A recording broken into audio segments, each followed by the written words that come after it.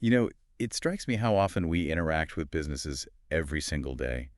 Like you book something on your phone, grab lunch, Hmm. even just, well, being at work. Absolutely. It's constant. But do you ever really stop and think about the actual rules, the laws that shape how those businesses have to operate here in Australia? Hmm. They can seem a bit, well, distant. Abstract, maybe. But they're not. They really do shape almost everything a business does, and importantly, how they interact with, well, with you. Yeah, exactly. And that's what we want to get into today. We're doing a deep dive into how business is regulated right here in Australia. Right. We've got sources that sort of lay out the basic legal setup. And then we're going to make it real with some pretty compelling case studies. There's one about a big ride-sharing app you probably know, Mm-hmm. and one about a massive global mining company. And even one involving a well-known pizza chain. So quite a range. Yeah, it is.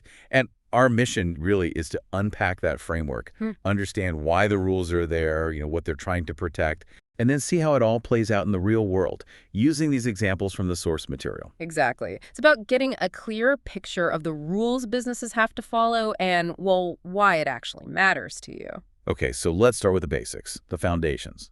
The sources point out that Australia became a Commonwealth way back on January 1st, 1901. That set up our federal system. Yep.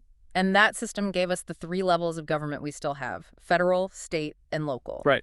And the key thing from the sources is that all three levels make laws and regulations that impact businesses. Okay, so it's not just Canberra making all the rules. No, not at all. It covers everything from starting a business to how it runs day to day, how it deals with customers, even how it competes with other businesses. It's layered. And the sources seem to suggest there are two main sort of big picture goals behind all this regulation. That's right. Two broad purposes. First, and maybe most obviously, protecting consumers. Okay, so. Well, shielding you from stuff that's dangerous or just not suitable, making sure you get what you expect for the price you pay, Uh-huh. and protecting you from misleading practices or just, well, bad behavior from businesses that might try to cut corners. Unscrupulous owners, the source calls them. Right. Seems pretty vital. You shouldn't have to be a lawyer just to buy a coffee. So. Exactly. And the second big aim is about ensuring fair competition, open competition. Okay, what does that involve? It means regulating practices that might unfairly squash competitors, trying to make sure there are multiple businesses competing. And why is that good for us?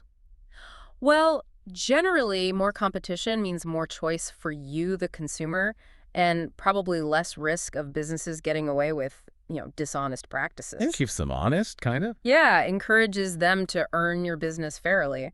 And the sources give a bit of a breakdown, too, on who does what.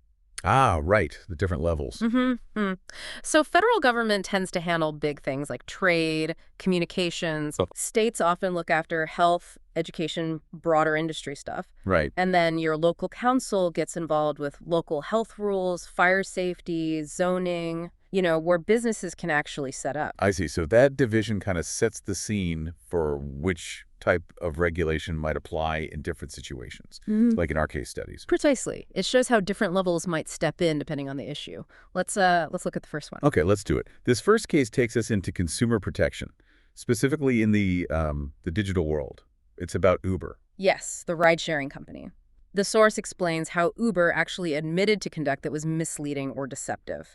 This came after an investigation by the ACCC. The Australian Competition and Consumer Commission. That's the one, our main competition and consumer watchdog. And the sources get quite specific about what Uber did wrong. There was this cancellation warning message. Yeah, apparently displayed for quite a long time, from at least December 2017 up to September 2021.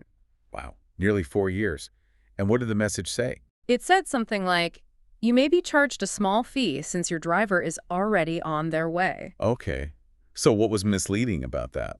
Well, according to the source, the kicker was that this warning popped up even when you were trying to cancel within Uber's own 5-minute free cancellation period. Ah, right. So you were entitled to cancel for free, but the app made it sound like you might get charged anyway. Exactly. Potentially putting people off canceling when they had every right to, for free. That's sneaky. Did many people see it? The ACCC estimated over 2 million Australian consumers were shown that specific misleading warning. 2 million. Wow. And there was another issue too, wasn't there? Something about taxi fares? Yes, related to their Uber taxi option, which was available in Sydney for a couple of years, June 2018 to August 2020. What was the problem there?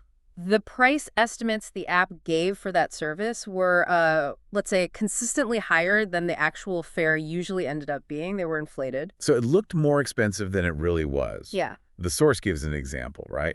Yeah, like the app might estimate $30 to $40 for a trip, Okay. but the actual metered taxi fare would almost always be lower, maybe around $25. Right. So it might push you towards a different Uber service, perhaps? Potentially. That feature was eventually removed in August 2020. So what happened as a result of all this? Well, the ACCC took Uber to the federal court. And interestingly, the ACCC and Uber actually agreed on seeking a penalty of $26 million, though the court had the final say on the exact amount. 26 million. That's significant. It is, and the source includes a quote from the ACCC chair, Gina Cass-Gottlieb. What did she say? She stressed that digital platforms like Uber really need to watch the accuracy of their algorithms and what they're telling users. And she made the point that user interfaces, the screens you interact with, are often very deliberately designed to influence how you behave as a consumer. That's a really crucial point in the digital age, isn't it? Absolutely. This case really throws a spotlight on how regulators are grappling with applying those fundamental consumer protection laws, like not misleading people, to these complex, often quite opaque digital platforms and algorithms.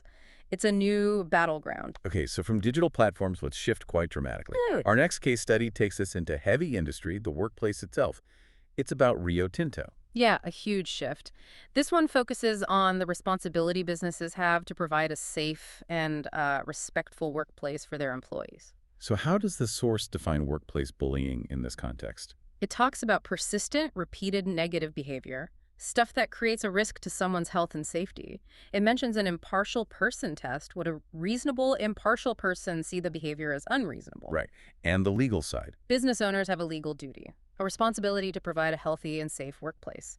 And the sources clearly state that ongoing, persistent bullying can actually breach occupational health and safety laws. Serious stuff. Very. They even mention a specific change to the Crimes Act in Victoria back in 2011. Oh, yeah. What was that? It was amended to explicitly include cyberbullying and workplace bullying, covering things like threats, abusive language, offensive behavior online or at work. So the law is trying to keep up. But do these regulations actually stop it? Well, the sources suggest it's still a massive problem. They mention that over 1,800 people got compensation for a workplace bullying injury in just 2019-20. Wow. And that's likely just the tip of the iceberg. As the source notes, a lot of bullying probably goes completely unreported. Which brings us to the Rio Tinto workplace review. Yeah. This sounds like a major undertaking. It really was. Conducted by Elizabeth Broderick, who used to be Australia's sex discrimination commissioner, they surveyed 10,000 employees globally out of about 45,000. 10,000 people. And the findings? They were, well, deeply concerning. Almost half, nearly 50% of those who responded said they had experienced bullying. Half. That's staggering. It is. And the findings about women, particularly at their remote fly-in, fly-out, or drive-in, drive-out mine sites, were especially disturbing. What did they find? Over 43% of women at those sites reported experiencing sexual harassment, including threatening behavior from male colleagues. That's awful. Yeah.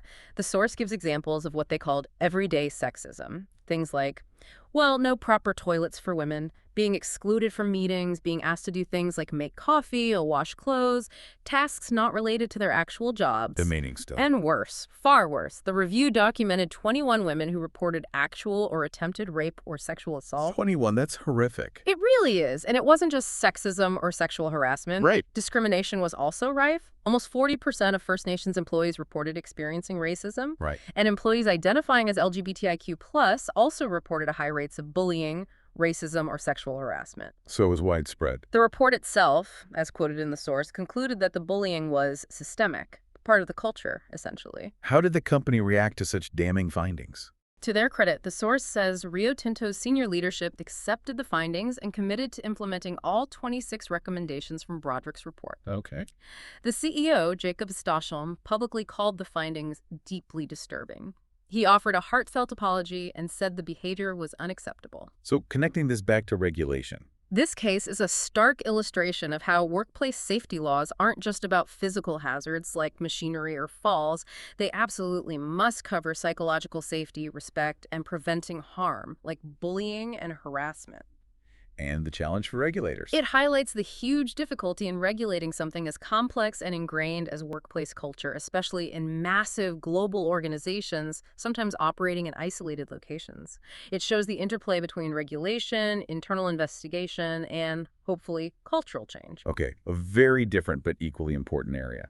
Let's move to our third case. This one feels maybe more everyday. It's about food safety. A Domino's pizza outlet. Yeah, back down to the local level often. This case touches on public health regulations. Which laws are relevant here? The source mentions the Food Act 1984 in Victoria. Though the incident was in NSW, the principle is the same across states. It basically says food businesses have to keep their premises clean and sanitary. Makes sense. And crucially, they must ensure the food they sell is safe and suitable to eat. Pretty fundamental stuff. So what triggered the issue in this Domino's case? It started with a customer complaint. Someone found a dead cockroach in their pizza. Oh, yuck. Okay. Not what you want. So inspectors from the local council, Willoughby Council in this instance, paid the store a visit. And what did they find? Evidence of cockroaches. Live ones and recently hatched ones apparently in the kitchen walls and floor. Oh, dear. Not good. No. And beyond the cockroaches, the inspectors noted the kitchen was generally dirty, unclean. Appliances, surfaces, the works. Was this the first time they'd had issues? Apparently not. The source mentions the store had actually received 2 previous warnings about cleanliness during earlier inspections. So they hadn't fixed the problems. Seemingly not enough. What was the consequence this time? The store got a fine, $1,760. And significantly, Domino's head office stepped in and closed the store down. Ah, so corporate took action. Yes. And they issued a statement, which is in the source material. They said they were taking over responsibility for that outlet. What did they promise to do? They committed to repairing or replacing equipment, doing a deep clean of everything, sanitizing all the food prep areas and tools. Right. And they stated very clearly the store wouldn't reopen until it was totally fixed up, cleaned, and got a new updated food safety license.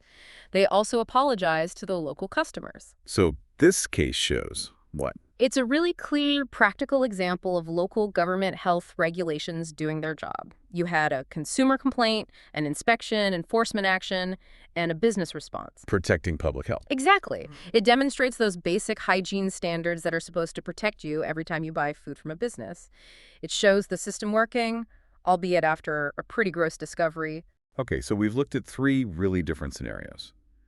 A tech giant and consumer deception, a mining company and workplace culture, and a food outlet and basic hygiene. Yeah, quite the spectrum. Bringing them together, what does it tell us about that regulatory framework we started with? I think it really drives home how that 3-tiered system, federal, state, local, actually operates on the ground, dealing with very different kinds of issues. Right. It's not just one thing. No. The Uber case shows the challenge of applying consumer law in the digital age. Rio Tinto exposes the deep complexities of regulating workplace safety beyond just the physical. And Domino's is that fundamental local enforcement of public health standards. So the takeaway is that regulation isn't just, red tape or paperwork. Far from it. At its core, it's about protecting really fundamental parts of our lives. Our rights as consumers, like with Uber. Our safety and dignity at work, like the issues at Rio Tinto. And our basic health when we use services like restaurants or food delivery, as the Domino's case showed. So these rules, from all levels of government, are ultimately there to try and make sure businesses act safely, fairly, honestly. Yeah. The goal is to give you more confidence, more choice, and reduce the risks you face when you're just going about your day. It really is fascinating seeing the different ways these rules touch such different types of businesses. Yeah. From the massive global players down to a local shop. It is, and it does leave you thinking, doesn't it? Yeah.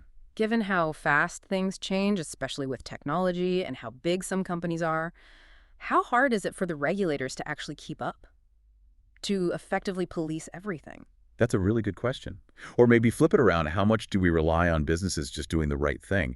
And maybe what responsibility do we have as consumers or employees to speak up or report things when rules aren't being followed? Definitely food for thought. Something to ponder next time you use an app, walk into your workplace, or, order a pizza.